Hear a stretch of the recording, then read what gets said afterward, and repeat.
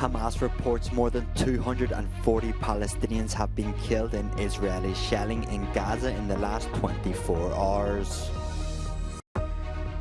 Russian airstrikes have left a policeman dead and injured 4 others at a train station in southern Ukraine. Christmas gifts for soldiers on Ukraine's front line as the war with Russia rages on. Countries across Europe tighten their security levels as intelligence notifies of potential terrorist attacks.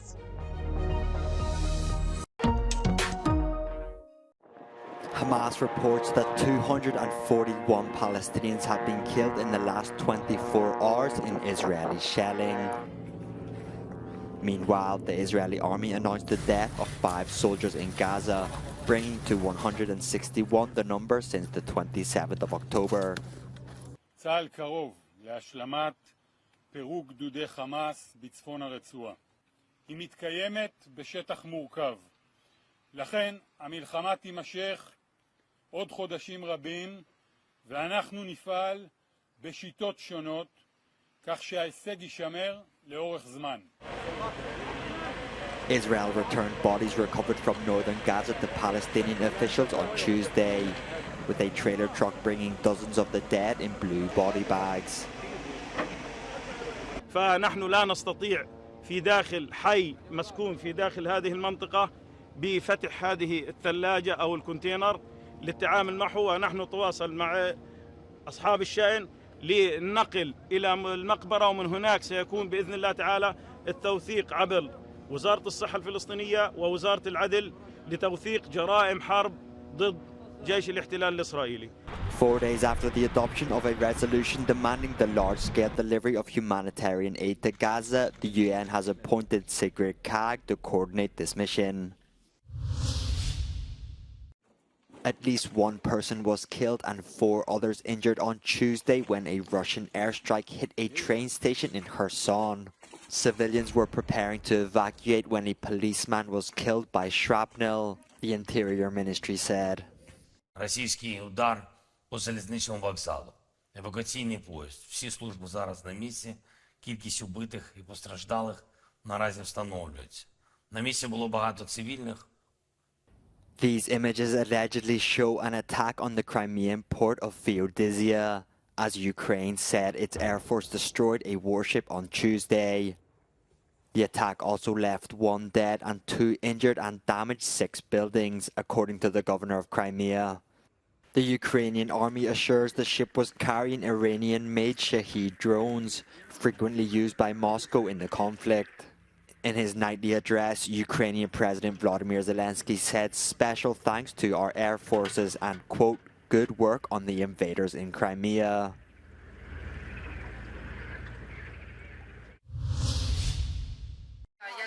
In a war with no end in sight, it is still possible to bring Christmas joy to the Ukrainian front line.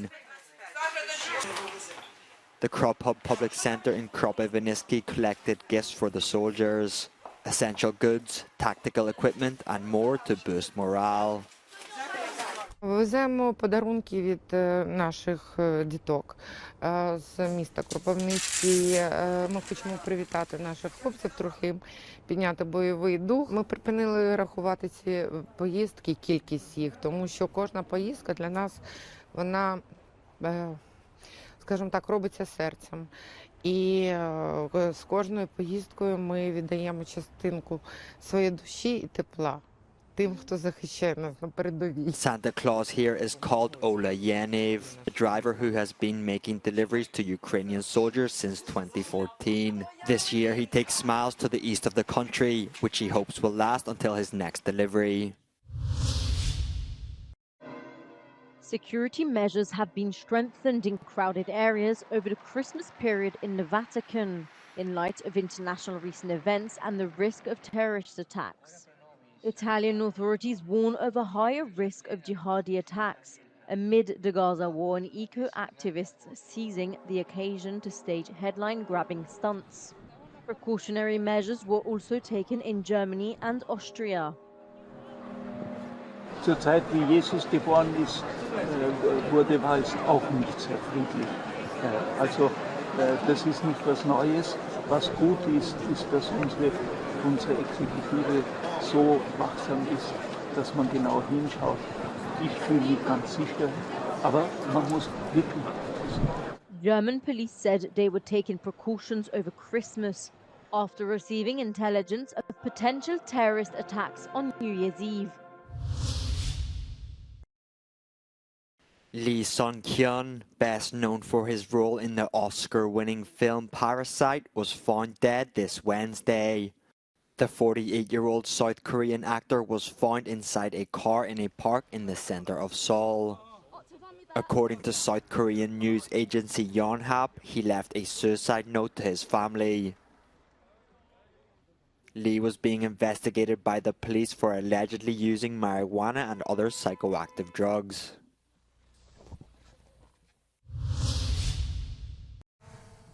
In Germany, the inhabitants of several regions, especially Thuringen and Lower Saxony, were forced to leave their homes on Christmas Day due to heavy rains that caused water levels to rise and consequent flooding. The governor of Thuringen warned that it could take several days before people can return home. Werden die Menschen wahrscheinlich 3 Tage sich darauf einrichten müssen, nicht in ihre Häuser zu können. Sie können erst zurückkehren, wenn die Keller ausgepumpt sind, wenn der Strom wieder angestellt wird und auch der Anschluss an die Kläranlagen wieder funktioniert. In Czechia, some regions continue to be hit by flooding. Some areas are still on high alert, and most of the country is expecting water levels to rise. Rainfall, but also melting ice, according to local authorities, are responsible for this phenomenon. In Prague, some ferries are not operating, and people are not allowed on the embankments. In the Netherlands, water levels are also particularly high. Authorities and volunteers are monitoring the unusual situation. In some places, water is several meters above normal. Imprisoned Russian opposition figure Alexei Navalny said on Tuesday that he was, quote, doing well after a transfer to a remote prison colony in the Russian Arctic. His fate concerns the West and his family, who believe he was sent there to be further isolated before upcoming presidential elections. Там нет ни ФСИН-письма, ни зоны телекома, то есть практически невозможно связываться с заключенным напрямую. Но это все указывает на то, что они намеренно отправили его именно в эту колонию, именно для того, чтобы изолировать Алексея как можно больше, чтобы не давать ему никакой возможности общаться с внешним миром. Karp, a small town of about 5,000 inhabitants, is located in Yamalo-Nenetsia, a remote region in the north of Russia, beyond the Arctic Circle. France have denounced the transfer as a violation of human rights. Navalny, a former lawyer, is serving a 19-year prison sentence for charges of extremism. He was arrested in January 2021 on his return from convalescing in Germany for poisoning, which he blames on the Kremlin.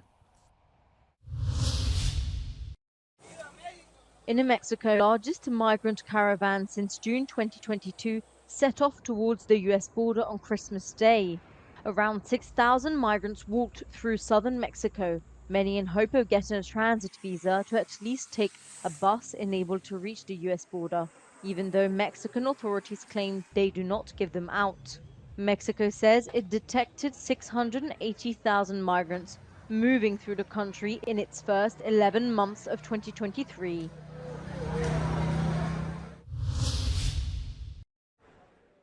Passengers on a plane that had been grounded in France for days over concerns of a human trafficking scheme landed in Mumbai, India early Tuesday. The plane flying from Dubai was destined to Nicaragua, carrying several unaccompanied minors on board. Out of the original 303 passengers, 25 of them requested asylum in France. There was an anonymous tip-off that it was carrying potential victims of human trafficking.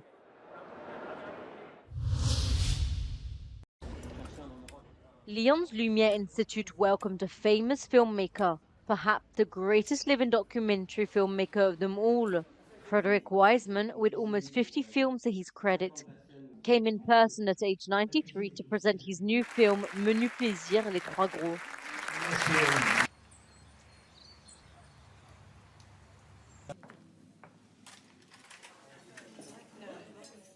A 4-hour film that takes its audience on a journey of what the day-to-day life is like at the 3 Michelin-star restaurant Les Trois Gros, a world-famous restaurant not far from Lyon, behind which lies a family dynasty of great chefs from father to son. I think the Trois Gros, César and Michel are artists, and what you see is their art being produced, even though it's ephemeral and it's consumed quickly. But they are artists in every sense of the word that painters or writers are artists. As in all Frederick Wiseman films, there's no commentary, no interviews, no sound, and no additional music. He writes films and edits them himself. Et puis après, on a notre fille Marion, qui elle travaille plutôt dans l'hôtellerie, et Marie-Pierre, bien entendu, mon épouse, qui chapeaute tout ça, voilà. Tous les aspects de tournage étaient un plaisir pour moi, parce que c'était un travail. Moi, j'ai vu leur travail, et c'est aussi dur de tourner un film comme ça, parce qu'on travaille 12 heures par jour. Et après, quand on revient à la maison, on voit les rushs. Et comme ça, les documentaires sont une forme de sport. On doit être dans un bon état physiquement. C'est classique, c'est du prestige. The result is worthy of a 3-star meal. The film received a standing ovation at Venice and will be released in France and Europe on December 20th.